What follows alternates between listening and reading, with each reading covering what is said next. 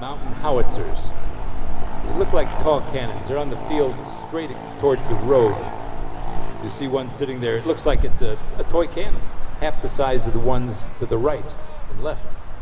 But it's no toy gun. It fires the same amount of powder, same size shell, just not quite as far. So it's a deadly weapon. The advantage to the mountain howitzer is that the wheels come off, the chassis comes off, and the barrel comes off, and you can put it on 4 mules and take off with all the supplies you need and get through a forest or a mountain pass. That's why it's called a mountain howitzer. The biggest... That was a volley from the Union artillery. Crisply done, one gun after another, not all at once, but in sequence. That happened with practice, not by accident. Confederates, infantry, dismounted cavalry. Cavalry are all on the field, as is the artillery, which I imagine will shortly begin firing back at the Union artillerists. When cannons fire at one another, what they're trying to do is knock each other out. If you can destroy your enemy's cannons, you can then begin concentrating on his cavalry and troops. But that crossfire is very important at the beginning of a battle, that one side knocks the other side's guns out. And since the guns don't move that fast, it's not that hard to get done.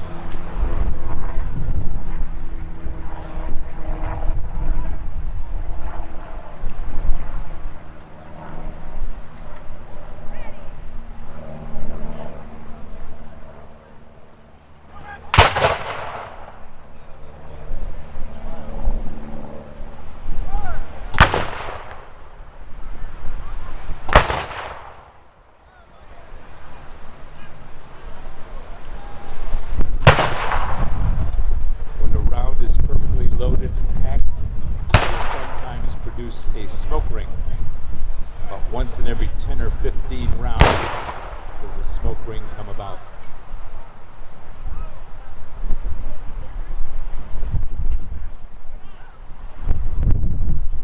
Just to give you some idea of cost, it's roughly $10 every time one of these cannons fire. That's the amount of black powder that it takes to fire one of these cannons.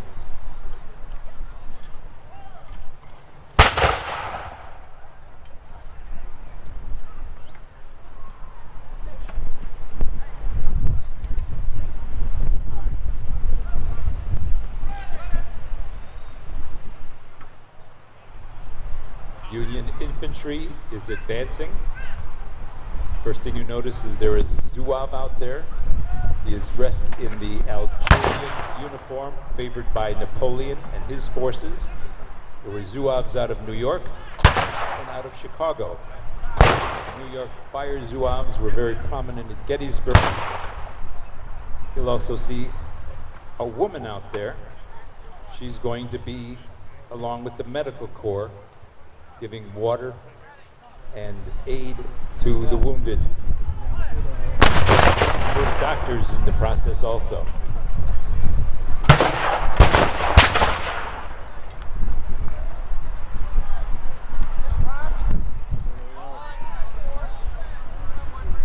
Strong force of Confederate cavalry.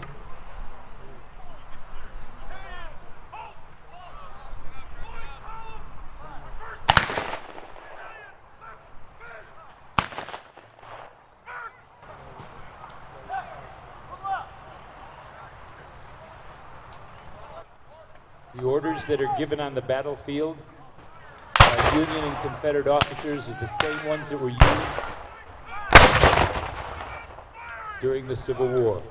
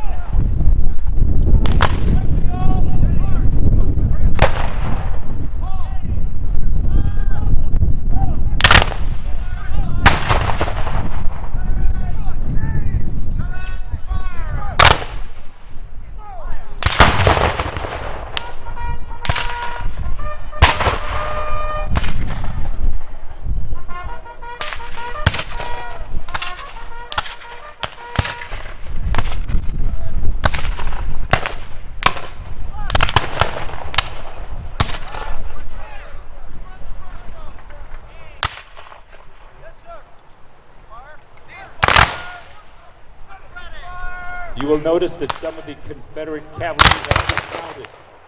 Ordinarily, one person holds 3 horses while the rest fight dismounted. You have better aim with your long gun while that's going on. To the left comes Union cavalry. With Confederate cavalry in the dismounted mode and holding horses, they are being caught off guard, basically.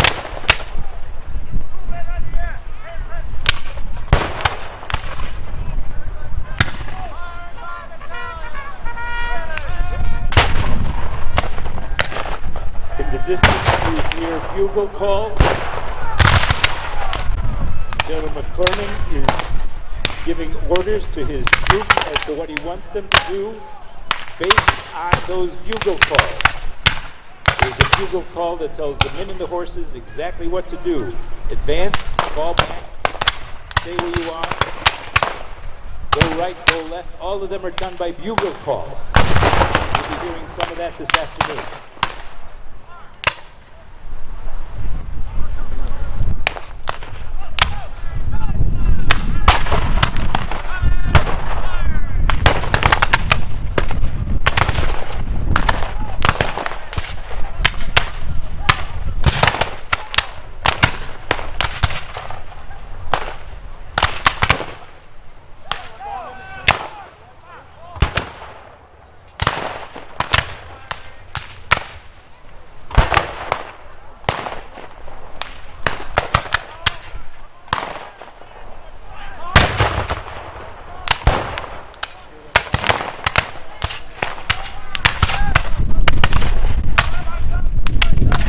Confederates infantry is flanking the Union line.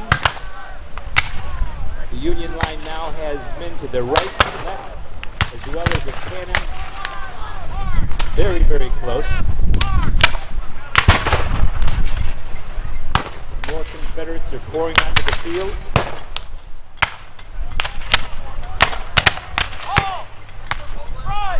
Firing by rank! Firing by rank! Rear rank! Ready! Aim! Fire!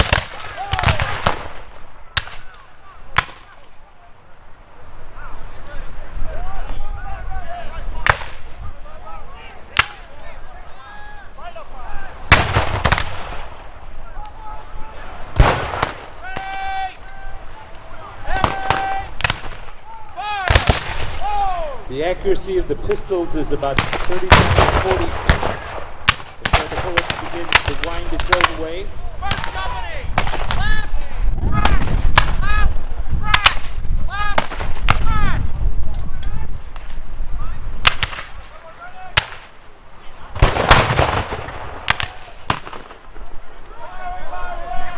Once again, the Union commander has diverted his forces, so part of his men are facing one way, the other part facing another way. Combined attack, simultaneous from both sides.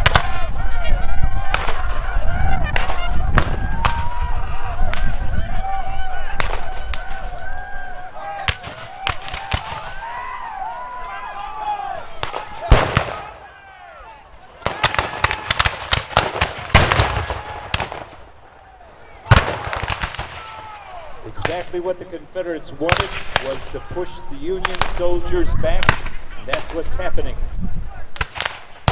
The bugle call to fall back,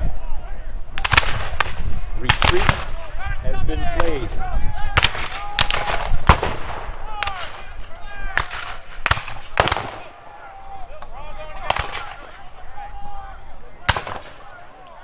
Actually, with this many men on the field, and the guns that were present at the time, if there were real bullets in the gun, the field would be littered with dead and wounded, and the reenactment would be over in minutes, and you would be very unhappy with what you saw.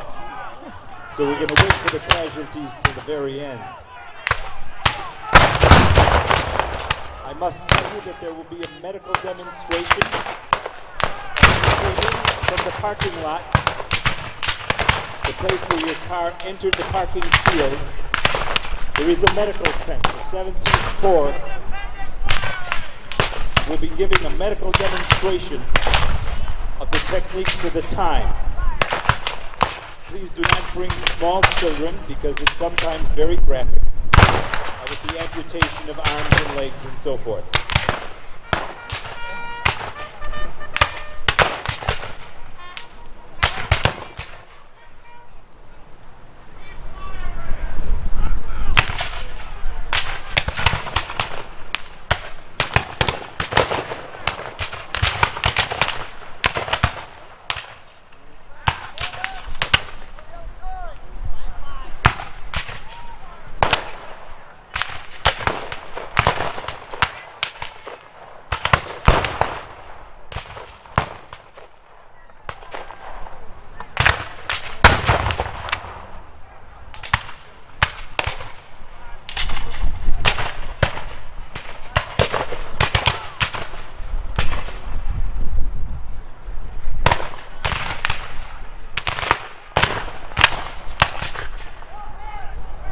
The very beginning of the war, there were no women in the medical service. He was afraid that if a wounded man had a pretty girl taking care of him, he might fall in love. And so only men and ugly women were allowed to service the wounded. As the war went on, and they ran out of able-bodied men and women, beautiful women began taking their places. And the men still recovered or didn't. Not based on how pretty the girl was or was not. I might also mention that during the 4 years of the Civil War, Mary Todd Lincoln, First Lady of these United States and wife to the 16th President, went on a weekly basis to the military hospital near Washington City, visited the sick soldiers, helped them write letters home, gave them care. That's something that's not reported very often about Mrs. Lincoln. Mr. Lincoln often accompanied her as well.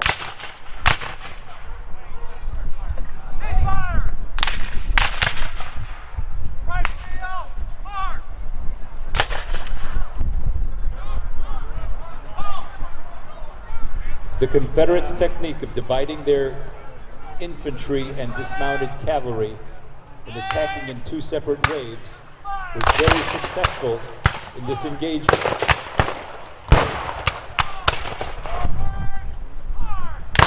At this point in the battle, General Floyd makes a tactical mistake. He has the ability to overrun the Union lines. But when he has this opportunity, his error is that he feels that Grant outnumbers him, and he will be shortly ordering his men to fall back. Even though they have won the day militarily, have superior numbers in the field, the Confederate leadership falters and pulls their men back.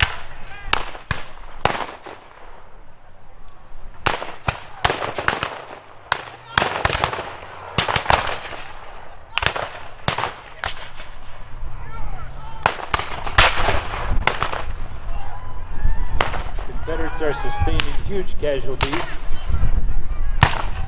The Union seems to be equipped with a lot of lead underwear.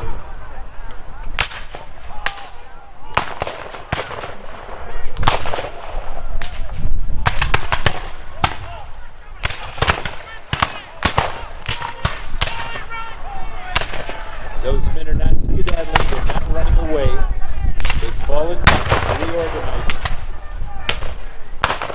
But they are very shortly going to be given orders to fall back by their commander.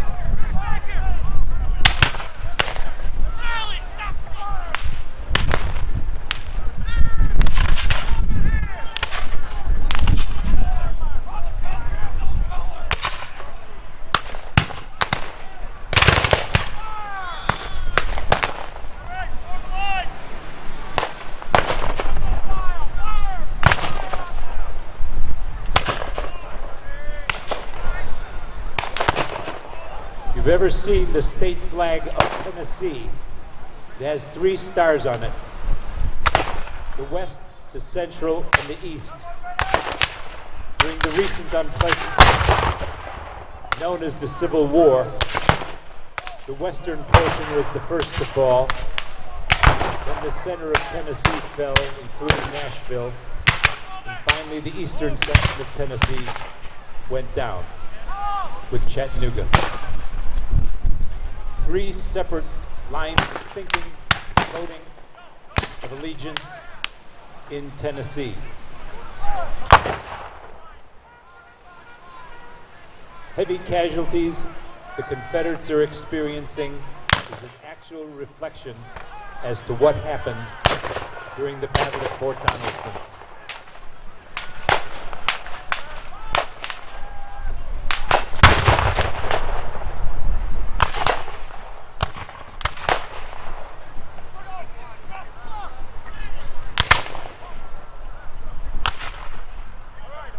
You remember I said earlier that Simon Bolivar Buckner was the one who gave Ulysses S. Grant a grub stake so that he could return to his family in Ohio. This is the message that General Buckner sent to General Grant. In consideration of all the circumstances governing the current situation of affairs at this station, I propose to the commanding officer a commission, the commanding officer of the federal forces, the appointment of a commission to agree upon the terms of capitulation of the forces on the fort under my command, and in the view of an outcome of armistice until 12 o'clock today. Very respectfully, your obedient servant, Simon Bolivar Buckner. Once again, this is the man who gave Sam Grant money. General Grant sent the following reply. Headquarters, Army in the Field, Camp near Donelson, February 16. General Simon Bolivar Buckner, Confederate Army. Sir, yours of this date, proposing armistice and appointment of commissioners to settle terms of capitulation is just received. No terms except an unconditional and immediate surrender can be accepted. I propose to move immediately upon your works. I am, sir, your obedient servant, Ulysses Simpson Grant, Brigadier General. Because of that note that he sent to his old friend Simon Bolivar Buckner, Sam Grant, as we knew him at West Point, got the nickname Unconditional Surrender Grant.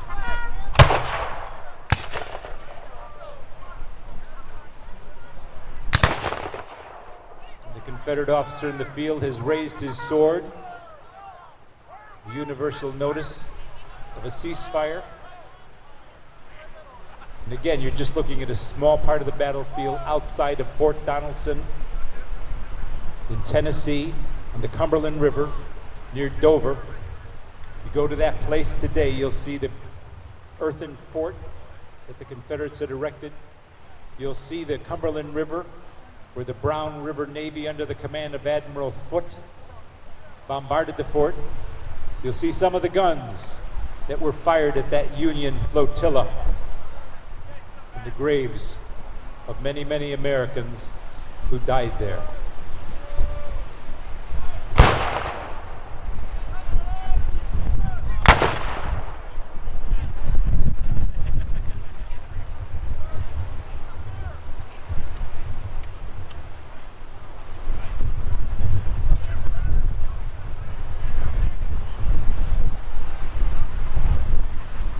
Ladies and gentlemen, the people on the field know that you appreciate what you've seen only by your applause.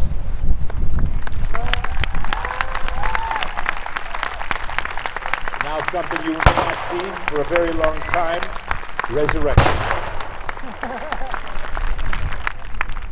We reenactors and living historians want to thank the citizens of Elgin, the officers of the Elgin city government for allowing us to be here today It is our sincere hope that you will tell your aldermen and elected representatives that you like this and want us to come back, because it's the voice of the people that the politicians need to listen to, and yours is the loudest voice of all.